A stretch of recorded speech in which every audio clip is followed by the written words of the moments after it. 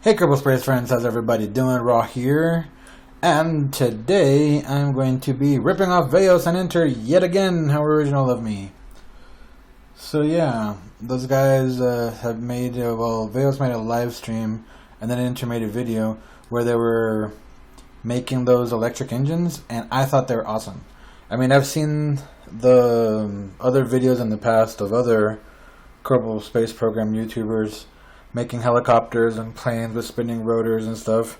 That, for example, had I don't remember if you guys ever saw that trick, but there was this one guy that made like a rotor based on a decoupler with some landing gear, and then the landing gear would hold this tank here. I think he had like two of them. He had one above and one below.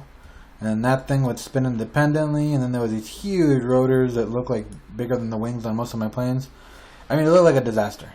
I saw that, and I saw that it worked mildly. It just kind of wobbled along. And it looked a little too complicated for me. I just never gave it a shot, never wanted to try. But then when I saw both Veos and Enter making these little electric engines, I got excited. Started making my own. Started making some little sloppy versions of them, and sloppy they are. So let me show you some things that I did. So first thing that I did is I realized that remaking the engine was a pain in the butt. So let's just not. So I made a decent engine, and I just made it as a subsystem. To make it a subsystem, I had to put it as a decoupler, but you can just put it on there and throw the little, docking port away. Now, if you guys remember Enters, it was 2 fuselage sections. What I did is, this thing is already cheating like crazy anyway.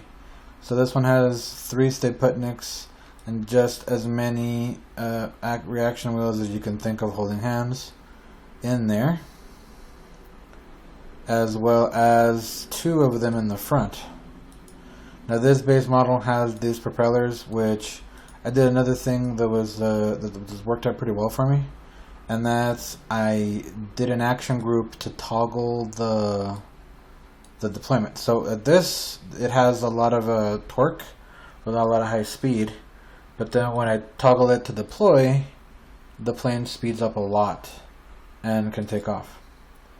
So just using the basic engine and building a plane around it, I was able to do this way quicker than if I had to make the engine every time.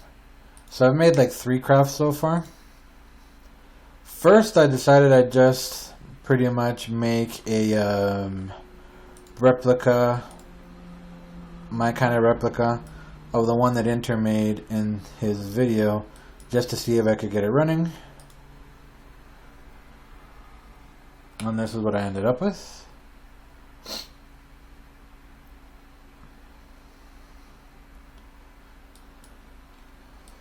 So I'm going to turn the lights on because that starts the fuel cells and have some fuel on there. Then I'm going to turn on the SAS. This is for a particular reason. So check this out. I'm going to decouple. How that went. Go to the engine. Now this one spins. Oh, that's the coupler. That's the plane. This one spins that way to go forward. So I'm going to do the trim thing, get it spun up, and see, this is a low torque setting, so I don't want it. I'm going to hit the 2 for it to go higher, and since I have the SAS turned on, it doesn't move anymore. I go back to the plane, make sure that has the SAS turned on, turn off its brakes, and I can just kind of tab to the engine, turn off the SAS, tab back to the plane, and off we go. It already has a full bite, so it'll pick up the most speed. Has a lot of wing surface, and it takes off by itself quite easily. Now this particular type of model is an absolute nightmare to fly. It only has one external control wheel to steer it, and control surfaces and regular wings. So it really starts to go sideways on you when you try to fly it around. This is more of an exercise in how to make engines than an actual functioning plane.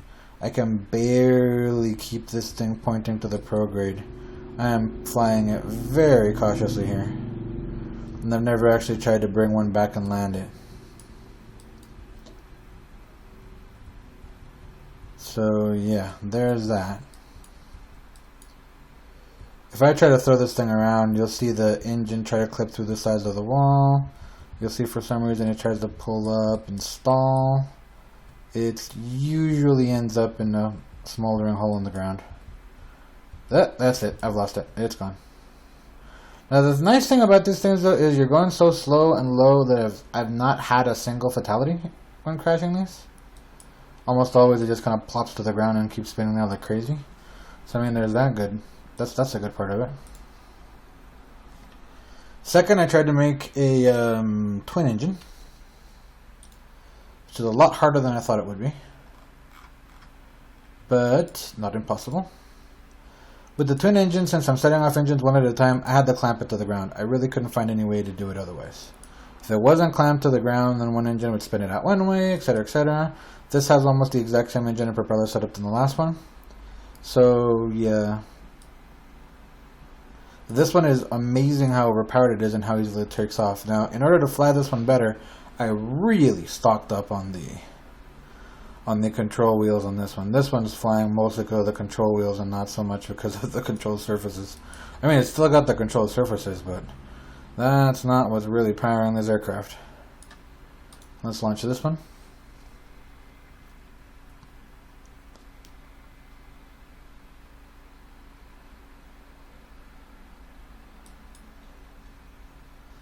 And get rid of the couplers. And go to the engines. That's the coupler, it's not an engine. There's an engine. I'm going to turn on it. It says say yes just so I can stop spinning. Actually, with this one's clamped onto the ground, I don't really care. I'm just going to spin it up. I'm going to toggle the paddle so it doesn't have as much torque. There we go. Spin up the other one. I'll toggle its thing so it has not much torque. Now, as you guys can see, I was lazy as hell. This is the exact same engine spinning the exact same way, which is not how you'd really do it. You'd really want them to counter spin, this one spinning this way and this one spinning this way. But I mean, these three aircraft that you're seeing here took me less than about 2 hours to make. These really were a lot easier than I thought. Now with this much torque, I mean this much power, I take it off the clamp and it's in the air so fast it surprised me the first time. I was like, oh really? So we're flying? Yep, there you go. Now this one, because it has all the control wheels and the hedral on the wings, is actually a little bit easier to maneuver as far as the craft is concerned. I can kind of fly this around and not hit the tower, hopefully. Okay. But what I notice is the engines start going wonky as hell when you start trying to maneuver it around too much. You see the wobbling there. And this is with two of the Stayputniks here on the inside trying to hold it together. So now it eventually does straighten out. And like I said, both of the propellers spinning in the same direction doesn't want to pull you over to the right. But I was surprised at how well this works even with the weird engines. This one I was actually able to fly around and land and bring it back and stuff like that. This one isn't sort of a death trap like the first one was. The first one I never even attempted to land it. It just didn't seem like it was a possibility. Every now and then the engines do level off again, so that's good. So I thought to myself, ultimate test. Helicopter. How difficult must it be to make a helicopter with these electric engines? Now, if these two planes were a bit of a hack job, you know, kind of just a rip-off and rush job. Oh, by the way, I've never been able to barrel roll. For some reason, it stops in midair. And I'm about to die. Pull down, Valentina! Flying upside down. Okay, that works. Let's get going quick again. There is 0 chance I'll be able to get this back. Whatever, okay.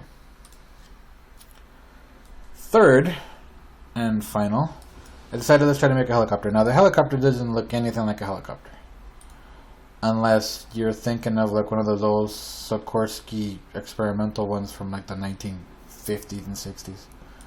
These, I found it wobbled less with three propellers. Not propellers. Three blades on the propeller, on the main rotor. I mean, here's the exact same engine, just copy pasted. Now instead of the smaller control wheels, which I still do have one in there, I put the two bigger ones on the outside and kind of scrunched it down because these have good clearance. These blades also have the deploy thing. They actually have absolutely no bite whatsoever, and don't bite till I tell them to. And I kind of lucked out. The first time I got it to clear without bumping into anything, it just so happened I had the right amount of torque and lift to almost be in a hover. Now, I mean it is a hover. It's gaining altitude just slightly, which is exactly what you want, but it is wobbly and ugly. So if somebody can improve on this design, please do, because this thing is about as anti-aesthetic as anything I've ever seen. But I'll show you how it works. Now, being as I designed this thing in about 20 minutes, it's not very graceful as far as how to get Valentina into the cockpit. UVA, bonsai.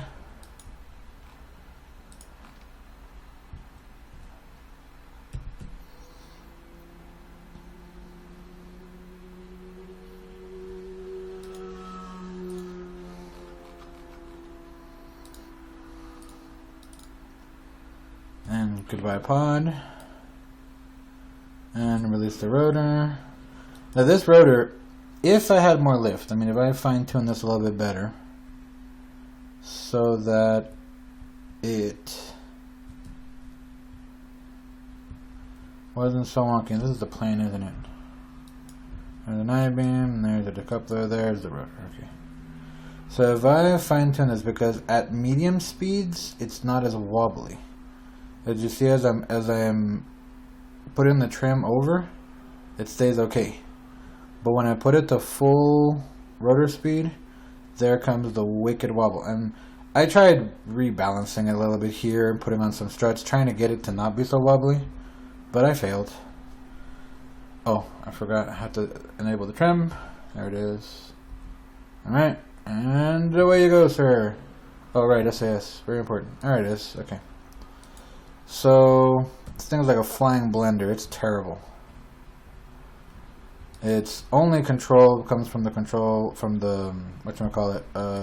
reaction wheels. And you can kind of fly it around as if it was an actual helicopter. And it's trying to go all over the place on you. And if this was real life, nobody would want to fly it because it's obviously a death trap. But yeah, I mean, these little electric engines are a ton of fun. I mean, I'm going to work on the actual engine itself, getting more power out of it by cramming more stuff into it.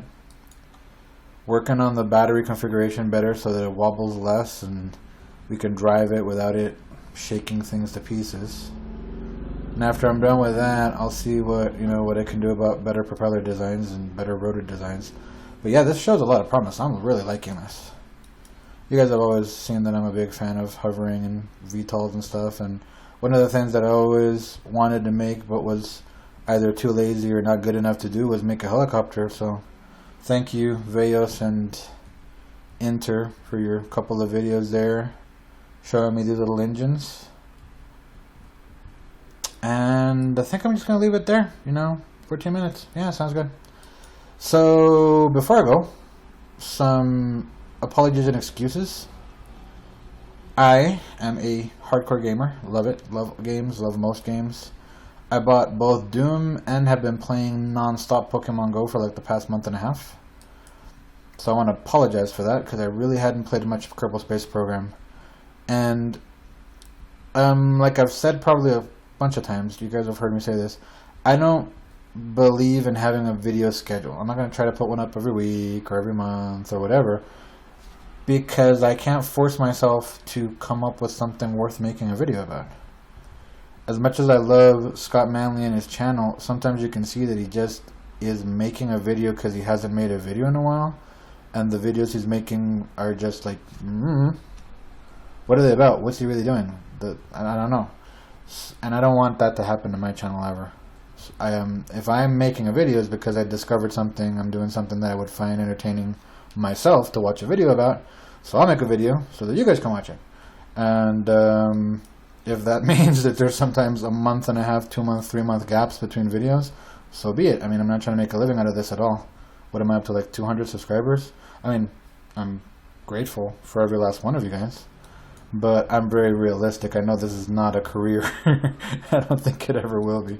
So I'm not going to treat it like one. So yeah, sorry about the long delay. Was playing Doom, was playing Fallout 4, was playing Pokemon Go like crazy. Well, the Dota International just finished, and I watched every millisecond of that. It was awesome. Any of you Dota fans, have you guys noticed that there's a pattern in the International? Like, some other country wins it one year, and then every even-numbered year, a Chinese team wins it? Is that just the tinfoil hat conspiracy theorist in me coming out, or has anybody else noticed that pattern? Anyway, so I'm going to leave this video here. Thank you guys very much for watching. Thank you guys very much for subscribing, as always. And for like the 5th time, thank you very much, Veos and Inter, for providing the inspiration for this video. Hope you guys find it entertaining, and fly safe.